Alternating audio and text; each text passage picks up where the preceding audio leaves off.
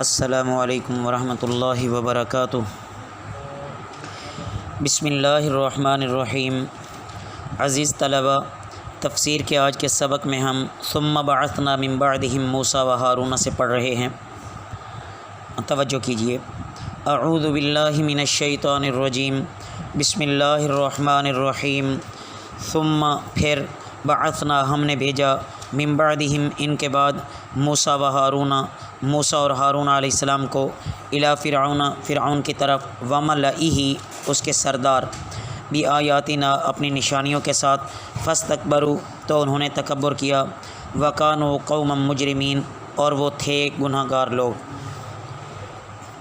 فلما تو جب جاءہم آیا ان کے پاس الحق کو حق من عندنا ہماری طرف سے، قالوا وہ کہنے لگے ان ھذا بے شک یہ لسحر مبین البتہ جادو ہے کھلم کھلا۔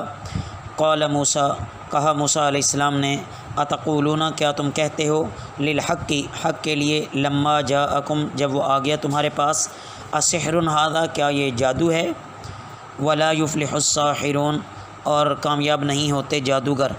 قالوا وہ بولے اجئتنا کیا تو آیا ہمارے پاس لتلفتنا کہ پھیر دے ہمیں عنا اس سے جو وجدنا پایا ہم نے علیہ آباءنا اس پر اپنے باپ دادا کو وتکونا اور ہو جائے لکما تم دونوں کے لیے الکبریاء بڑائی فی الارض زمین میں وما اور نہیں نحن ہم لکما تم دونوں کے لیے بمؤمنین ایمان لانے والوں میں سے۔ عزیز طلبہ، اللہ رب العزت نے ہر قوم کی طرف جس میں بے راہ روی ہو گئی نافرمانی پر اتر آئے تو مختلف قوموں کی طرف مختلف انبیاء کو بھیجا، تو فرعون اور اس کے سرداروں اور اس کے قوم کی طرف حضرت موسیٰ اور حضرت ہارون علیہ السلام کو بھیجا۔ ان آیات میں بتلایا گیا ہے کہ فرعونی جرائم پیشہ لوگ تھے، نافرمانی ان کی عادت بن گئی، انہوں نے تکبر کیا اور اللہ کی نشانیاں دیکھ کر بھی ایمان نہ لائے۔ حضرت موسیٰ علیہ السلام پر انہوں نے جادوگری کا الزام لگایا۔ سحر اور معجزہ میں تمیز نہ کر سکنا یہ کوتاہ فہموں کا کام ہے، یعنی ان کی عقل ہی کام نہیں کرتی۔ اب جو سونے اور پیتل میں تمیز نہ کر سکے تو اس میں کسی کا کیا قصور، خود اس کی کم فہمی ہے، اس کو عقل ہی نہیں ہے۔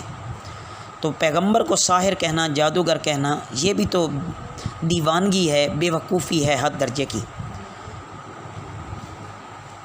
فرعونیوں نے حضرت موسیٰ علیہ السلام کو کہا کہ ہمیں تو یہ معلوم ہوتا ہے کہ تم مذہبی حیثیت سے ایک عظیم انقلاب برپا کر کے اپنی حکومت اور سرداری چاہتے ہو، لیکن یاد رکھو کہ ہم تمہاری بات نہیں مانیں گے، نہ تمہاری بزرگی تسلیم کریں گے۔ ہمیں کیا ضرورت ہے کہ ہم تم پر ایمان لا کر اپنی عزت بھی خاک میں ملائیں۔ وہ اتنا گھٹیا سمجھتے تھے الیاذ باللہ۔ وقال فرعون ائتونی اور کہا فرعون نے لے آؤ میرے پاس بکل ساحر علیم ہر جادوگر جاننے والا۔ فلما جاء پھر جب آ گئے السحرۃ جادوگر، قال لہم ان سے کہا موسیٰ علیہ السلام نے القوا تم ڈالو ما انتم ملقون جو تم ڈالنے والے ہو۔ فلما پھر جب القوا انہوں نے ڈالا، قال موسیٰ علیہ السلام نے کہا ما جئتم بہ السحر تم لائے ہو جادو، ان اللہ بے شک اللہ سیبطلہ ابھی باطل کر دے گا اسے، ان اللہ بے شک اللہ لا یصلح نہیں درست کرتا عمل المفسدین فساد کرنے والوں کے کام کو، ویحق اللہ الحق اور حق کر دے گا اللہ الحق حق کو بکلماتہ اپنے حکم سے، ولو کرہ المجرمون اگرچہ ناپسند کریں مجرم لوگ۔ اب موسیٰ علیہ السلام کے مقابلے میں تمام مصر سے تلاش کر کے ماہر جادوگروں کو بلایا گیا، جہاں جہاں سے بھی ان کو ملے وہاں سے بلایا اور جمع کیا۔ جب وہ جمع ہو گئے مقابلے کا دن آیا۔ سورہ اعراف میں یہ قصہ مفصلاً گزرا ہے۔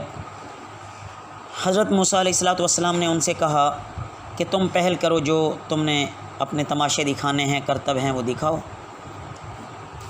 انہوں نے اپنی لاٹھیاں اور رسیاں جن سے وہ جادو کرتے تھے پھینکیں اور نظر بندی کی اور تمام میدان سانپوں سے بھر گیا۔